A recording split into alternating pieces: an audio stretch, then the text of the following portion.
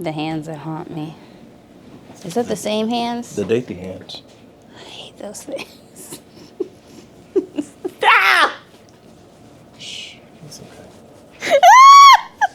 Shh. Let me help you. Shh. Shh. Hey. Hey. Shh. Shh. Shh. Let me feel you better. I can't do it again. Shh.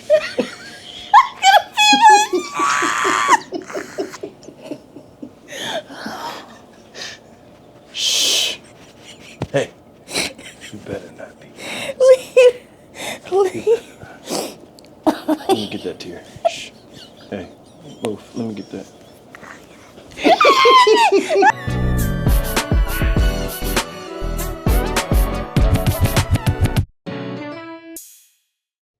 What's going on, everybody? It's the First Generation Suburbs Podcast. My name is Myron. My name is Faith. And listen, we've been gone for a little second, but we had good reason. Scarlett took a tumble over here. Shut up. You know, we fall down, Oh my God. but we get up. We're not gonna talk about Donnie right now. Oh my God. I'm not gonna be able to sing nobody's music. That's all I gotta say. This is the thing. I think there was a reason why the Bible included so many of David's misdeeds, but still included the Psalms. Because if we can still talk favorably about David with all the stuff we know about him, then it should really open up Pandora's box for us to be able to pretty much listen to anybody. Because everybody's got dirt, even some of the cats in the Bible. You know what I mean?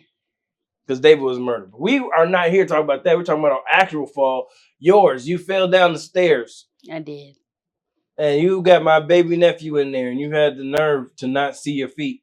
Now, this is the thing. This is the thing.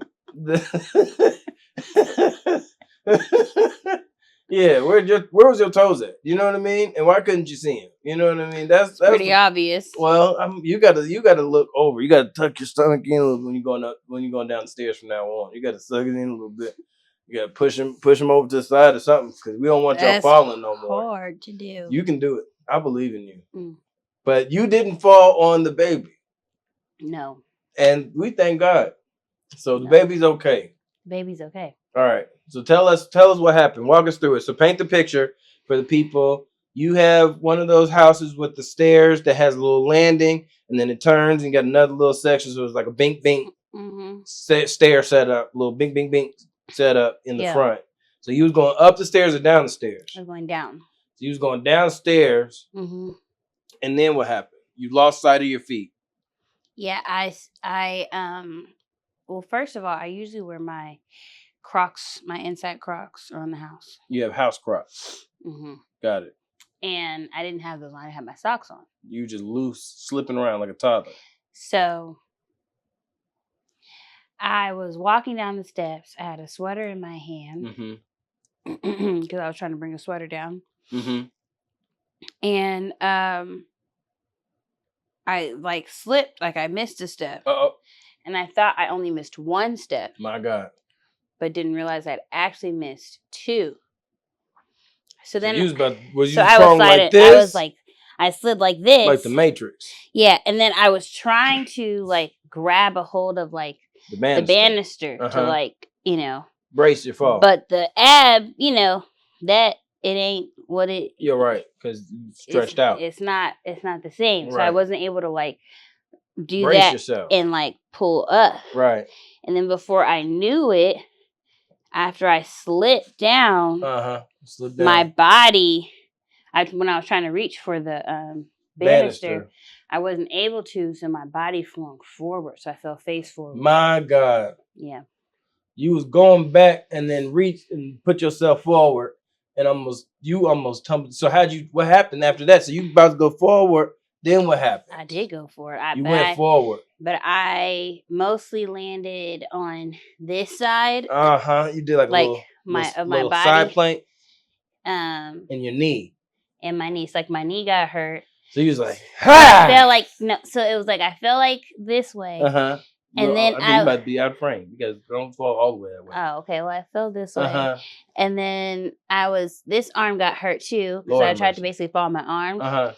But then to make sure my stomach didn't get hurt, I lifted myself up in a plank. So basically I was in a plank but down. You was in it like this.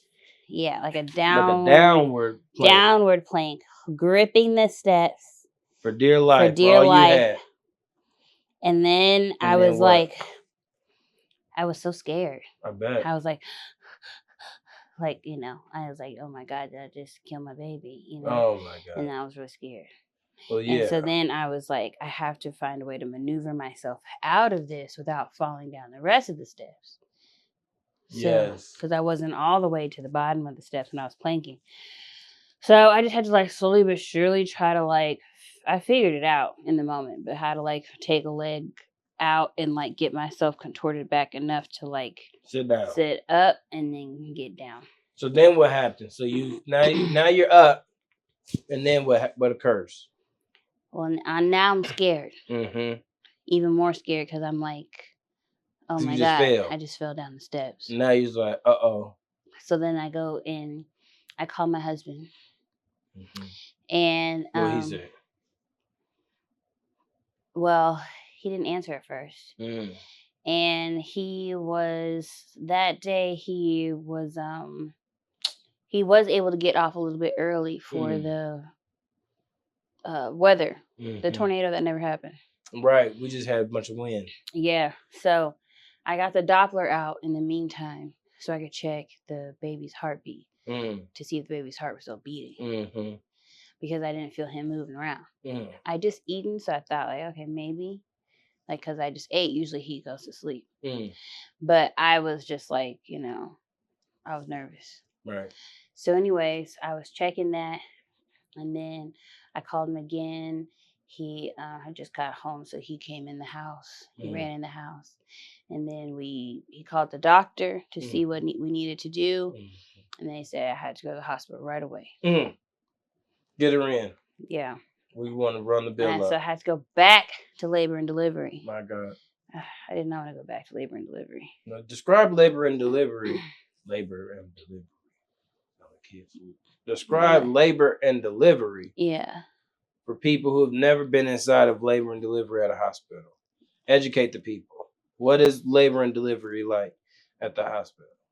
Well, a bunch of us women out there bringing life into the world, trying to keep ourselves together, go to labor and delivery. Well, after you're past, I think 20 weeks, 24 weeks or something like that, you have to go to labor and delivery if anything happens. Because they want to be extra cautious and just in case you need to get the baby or early or something, you got to go there. So when I got there was a lady, she had to have been in labor. Poor thing. She looked miserable. She was sitting in a wheelchair. She don't know God. Then when you know the Lord like that for real, if you believe it, your labor and delivery gonna be smooth. Well, I mean, I'm not gonna say she doesn't know God, but poor thing, I felt bad for her. Anyway, then there was another lady that had come in, and she was getting induced. They're about to bring baby right on out. Yeah, and then there was me. So we all got there at the same time. And then there was another lady in the little triage room that I was in. We had a little half a wall and a curtain, so you didn't hear everything. Yeah, you can't tell no secrets in that curtain situation. No. Everybody does. Everybody can hear everything. She was in preterm labor. And they were asking me, they were like, what does that mean? She's early. Oh, early stages of labor. She was early, yeah. And she's on 35 weeks. But so she said she's tiny in there. She's but she said she usually has early labors. Early. But she was in there and they were asking me, they said, "You having contractions?" And I was telling Marcel, if that's what contractions feel like. I was like, if it's what she's going through over there, I don't think I'm having that. I don't have any of whatever that is. I was like, I don't think I was really understanding what it was. Maybe but when you heard that, but when I listened, I said that was after 5 hours. I was like, oh, I'm not having that. I'm not having that. What she's having is not what I'm having. Yeah. Bless her heart. I feel so bad for her. I bet those sounds that be in the hospital. My God. When you're not really there, the sounds really be scarier than the situation because your imagination go crazy. She was like barely able to talk. I bet. And so I was like, yeah, that's not happening here. Heaven. So they sat me on the monitors, and I was we were there for a really long time because, like they said, everybody got there at the same time. So we were there for like 6 hours. Mighty God. A baby was delivered in the time we were there. So that's why the doctor took forever, because they were because they were actually doing the delivery. Yeah. So that's why I wasn't able to see my doctor till the end. So praise God that they got the baby out. Yeah, I mean, I'm really glad for them. Yeah. Shout out to having their baby that they had. So they like took good care of me. We did a stress test, and then they did a listen to his heartbeat for all those hours. His heartbeat was fine. Everything's fine. But then they want to be like extra, cautious. Extra. At that point, when they knew everybody was good, they were like, let's run this bill up to the ceiling. Trying to run all the tests. Yeah. So we're gonna use this insurance. Yeah, I bet they ordered every test. Well, we had to go back to maternal fetal medicine and do like another ultrasound and stress test. Y'all better than me. I've been like, all right, he's fine. We leaving now. So give us medicine for the bruise. No, we actually were like that at the end. We were like, just let us go. Yeah, I bet. Because we were like, we're tired. We don't want to be here. I would have, as soon as they would have confirmed everything was good in there.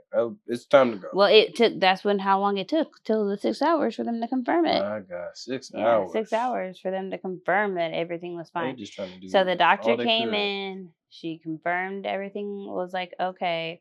There was one little thing she was concerned about. So then she was like, you have to go back to the doctor. Anyway. So it's fine. It all ended up being fine. Well, that's great. So, when you went through your emergency? Yeah. Who, after your husband, who's on your bat line? Who are you hitting up? My mother. Mom is the first call. After my husband, I called my mom. That makes sense. No, I was crying. She was like, what happened? Of course. I was like, I fell down the stairs. Then my husband had to be like... It's not funny. My husband had to be like... Because you're good. My husband had to be like, she's okay. She's okay. It's okay. But yeah. Yeah, you're just going to open up for something crazy. Like I fell down the stairs, get these heart rates through the roof. Well, anyways, after I called her, then I just text the family group chat because that's the easiest way to keep everybody informed. Yes, when this happened, my dad is sitting on my couch. And he said, Faitth fell down the stairs. We might have to go to the hospital. I said, Dad, we should probably wait, figure out what they're going to do first. She's like, they head to the hospital. I think we should go. I said, Dad, I don't think they need us at the hospital. Let's make sure that they just confirm the baby is fine. I didn't really have any concern in my spirit. And then I called. Yeah, you called me. To confirm what I felt. You always call me. You always do a good job to check on me. I try to check up. To see, what's what. Yeah. But yeah, I mean, that's really what happened. It was just, I'm just bruised up real bad. You bruised for your transgressions. I got like a big bruise here. I got a bruise here. I got bruises here. So you can't wear no tank top? No, not really. You look battered. They're going to, listen, I look like somebody tossed me around. Like, I look like Marcel been putting his hands on you. Yeah, I really do. I look like I got beat by somebody. But, I didn't. It was just me. Somebody was like... You beat yourself up with your body. Yeah. You beat your own body up. Marcel was like, you're always doing something to yourself. And it's crazy because I told him, I said, I have never been in the hospital more since when I got married. I said, before I got married, I was... You got to turn your brain back on sometimes. You be turning it off too much. Maybe. Yeah, I don't know. You got to turn it back on when because I think sometimes women they just be like, all right, I'll go a little on autopilot a little bit because I got a husband now. You gotta get up off that autopilot. You know what I mean? You gotta get up off that autopilot. Here's the thing: I was not rushing. I was not running down the steps. Equilibrium was off though. You said you had a jacket in one hand and nothing in the other hand. And you should have had at least like a hand to balance that out. The doctor said because you don't have no. The doctor abs said no more. my equilibrium is off. She was like, that's normal. Yeah. She was like, you're pregnant. It's off. You got to remember. She to said balance she was like, I'm gonna be honest. It's only gonna get worse from here. Yeah. You like can't you're not see your feet. You're not gonna have those, same whatever. Yeah. So you need to get you. In my defense, a bubble. Some of this is normal. In your defense, we're gonna have to wrap you up at this point. You're gonna have to be wrapped up in the word. We're gonna have to get a prayer shawl made of bubble wrap. Maybe. We're gonna get you a bubble wrap blanket. That's fine. I know it's gonna have to be. So your husband, he was calm under the circumstances. Yes. Have you almost cool, calm, and collected? Yeah. That's typically his MO anyway. See, that's good. Very that's good. Cool, calm, so and collected. you didn't freak out because he didn't freak out. Oh, I was hysterical. What are you talking about? So you freaked out. I was crying. I was like, couldn't stop crying because I was like, I wasn't feeling the baby move. So I was scared. I told you he was asleep because you had just ate and he's tired. You got the itis. You can't be eating these big old carb-filled meals and then the baby's going to be like, well, I got to rest. So that when you drink something cold later on, he can kick you violently. Yeah, so he woke up by the time we were at the hospital and then he was turned up. He was kicking and, he was really awake. I actually don't think he liked those sensor things, like where they were in my stomach because he kept kicking where they were. Yeah, he was like, if you don't get these vibrations out, move out the way. Yeah. Yeah, it's probably interrupting because, it's all just liquid in there. Yeah. He's surrounded in jail, so I'm sure you could feel all them sensors in there. And then the next day, when they made me go back to the doctor at the crack of dawn, they or was it the next day? No, it was 2 days. It was 2 days later. Yeah, because you ruined my workout plans. Keep going. Sorry. Well, it's too late now. I fixed it today. You did. So, when we went to the doctor, they were trying to get like a picture of his face for me. Like one of those 4D ones? The 3D ones. Okay. Because they got the other ones, they using AI to fill in the face. 4D. But those are looking a little too freaky for me.